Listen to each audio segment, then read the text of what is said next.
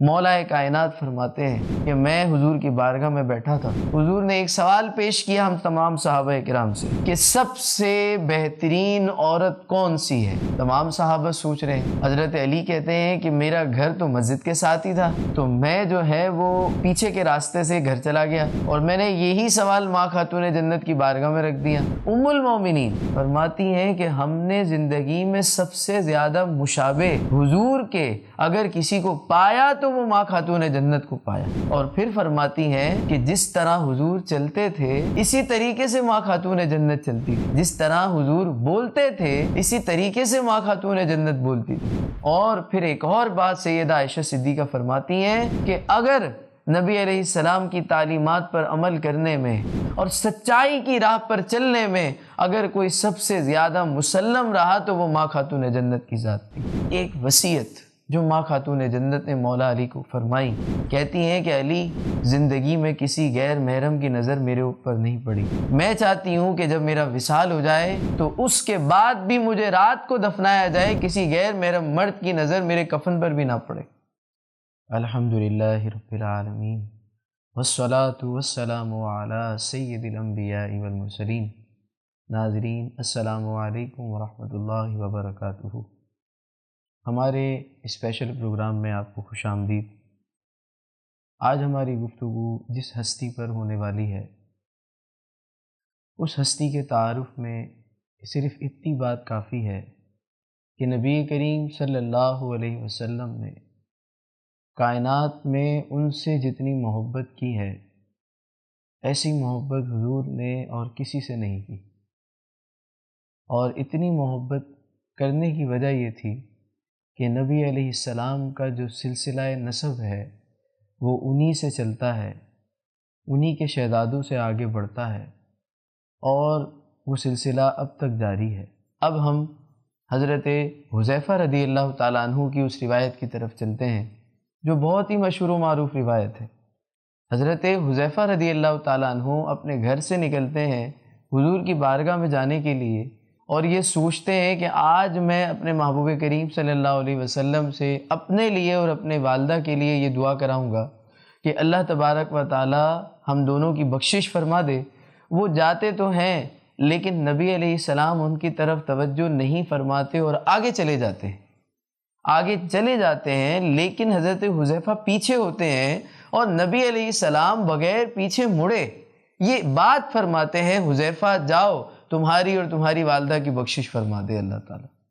اب آپ بتائیں کہ یہ کس نے حضور کو یہ بات بتائی کہ حذیفہ کے دل میں یہ بات تھی کہ اس کے بعد جو حضور نے بات فرمائی وہ اس سے زیادہ حیران کن بات ہے۔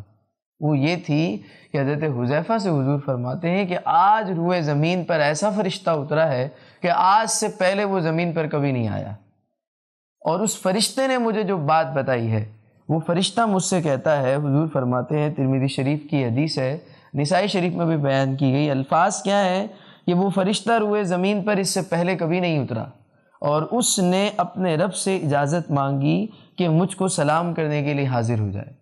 اور پھر حضور فرماتے ہیں، اور یہ خوشخبری دی اس نے مجھے کہ فاطمہ جنتی عورتوں کی سردار ہے، اور پھر اس کے بعد بتایا حسن اور حسین جنتی نوجوانوں کے سردار ہیں۔ یہ عظیم خوشخبری دینے کے لیے وہ فرشتہ روئے زمین پر تشریف لایا۔ اب ہم آگے چلتے ہیں اور ماں خاتون جنت کی وہ خاص باتیں، وہ خاص آپ کی فضیلت جو نبی علیہ السلام نے خود بیان فرمائی، اس کو ہم سنتے ہیں۔ مولا کائنات فرماتے ہیں کہ میں حضور کی بارگاہ میں بیٹھا تھا، حضور نے ایک سوال پیش کیا ہم تمام صحابہ کرام سے۔ وہ سوال کیا تھا؟ وہ سوال یہ تھا کہ سب سے بہترین عورت کون سی ہے؟ یہ حضور نے سوال رکھا۔ تمام صحابہ سوچ رہے ہیں۔ حضرت علی کہتے ہیں کہ میرا گھر تو مسجد کے ساتھ ہی تھا، تو میں جو ہے وہ پیچھے کے راستے سے گھر چلا گیا اور میں نے یہی سوال ماں خاتون جنت کی بارگاہ میں رکھ دیا کہ حضور فرما رہے ہیں کہ یہ بتائیں کہ سب سے بہترین عورت کون ہے؟ ماں خاتون جنت کیا کہتی ہیں؟ فرماتی ہیں کہ اس کا بہت آسان سا جواب ہے علی، اس کا جواب یہ ہے کہ ایسی عورت جس کو کسی غیر محرم نے کبھی نہیں دیکھا، اور اس نے بھی کبھی کسی غیر محرم کو نہیں دیکھا، وہ عورت سب سے بہترین عورت ہے۔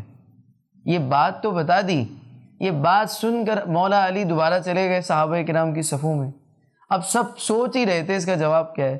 تو حضرت علی کہتے ہیں میں نے ہاتھ اٹھایا کہ حضور میں بتاؤں؟ تو حضور فرماتے ہیں بتاؤ، لیکن بتانے سے پہلے حضور نے ایک بات فرمائی کہ علی، میری جو فاطمہ ہے نا وہ میرے جگر کا ٹکڑا ہے۔ اب سب یہ کہہ رہے ہیں کہ جواب علی دے رہے ہیں، اور جو ہے نا نبی علیہ السلام جو ہے وہ ذکر کر رہے ہیں ماں خاتون جنت کا۔ اب سوال بات سمجھ نہیں آ رہی، لیکن حضرت علی کو سمجھ آ رہی تھی کہ حضور جانتے ہیں کہ جواب مجھے فاطمہ نے بتایا ہے۔ اب حضرت علی سے حضور فرماتے ہیں کیا جواب دیا تمہیں؟ کیا جواب ملا تمہیں؟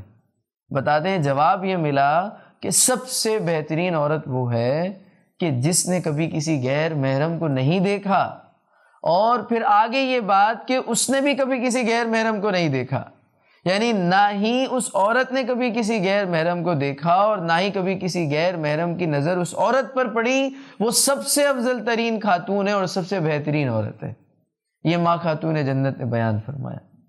اب ایک وصیت جو ماں خاتون جنت نے مولا علی کو فرمائی، کہتی ہیں کہ علی، زندگی میں کسی غیر محرم کی نظر میرے اوپر نہیں پڑی۔ میں چاہتی ہوں کہ جب میرا وصال ہو جائے تو اس کے بعد بھی مجھے رات کو دفنایا جائے، کسی غیر محرم مرد کی نظر میرے کفن پر بھی نہ پڑے۔ اب سوال یہ ہے کہ اتنی شاندار تعلیم ماں خاتون جنت کو کس نے دی؟ تو یہ ساری تعلیم حضور کی طرف سے دی گئی تھی، اور ماں خاتون جنت نے اتنی شانیں پائی ہیں۔ ام المومنین فرماتی ہیں کہ ہم نے زندگی میں سب سے زیادہ مشابہ حضور کے اگر کسی کو پایا تو وہ ماں خاتون جنت کو پایا۔ اور پھر فرماتی ہیں کہ جس طرح حضور چلتے تھے اسی طریقے سے ماں خاتون جنت چلتی تھی، جس طرح حضور بولتے تھے اسی طریقے سے ماں خاتون جنت بولتی تھی۔ اور جب بھی نبی علیہ السلام کی بارگاہ میں ماں خاتون جنت تشریف لاتی تو حضور کھڑے ہو جاتے اپنی جگہ سے اور ان کا ہاتھ چومتے اور اپنی جگہ پر ان کو بٹھاتے۔ اور یہی ادا، یہی طریقہ ماں خاتون جنت کا تھا کہ جب حضور ان کے گھر تشریف لے جاتے تو وہ بھی حضور کے لیے کھڑے ہو جاتی اور اپنی جگہ پر حضور کو بٹھاتی۔ کیا شہزادی ہیں! اور پھر ایک اور بات سیدہ عائشہ صدیقہ فرماتی ہیں کہ اگر نبی علیہ السلام کی تعلیمات پر عمل کرنے میں اور سچائی کا دامن جو ہے نا سنبھالنے میں، یعنی ہمیشہ سچ کا ساتھ دینے میں اور سچائی کی راہ پر چلنے میں اگر کوئی سب سے زیادہ مسلم رہا تو وہ ماں خاتون جنت کی ذات تھی۔ آپ نے کبھی زندگی میں جھوٹ نہیں بولا، ہمیشہ سچ بولا، ہمیشہ سچ بولا۔ اور آپ کے پردے کا عالم تو یہ ہے کہ جب قیامت کے دن آپ تشریف لائیں گی تو ندا دی جائے گی کہ سارے اہل محشر اپنی نگاہوں کو جھکا لو کہ ماں خاتون جنت گزر رہی ہیں۔ اب آپ بتائیں کہ ایسا پردہ اور ایسی شانیں اللہ نے آپ کو دی، تو اللہ تبارک و تعالیٰ سے دعا ہے اللہ تعالیٰ ہمیں ماں خاتون جنت کی سیرت پر عمل پیرا ہونے کی توفیق دے، اور ہمیشہ ہمیں ماں خاتون جنت سے محبت کرنے والوں میں رکھے۔ آمین بجاہ النبی الامین صلی اللہ علیہ وسلم۔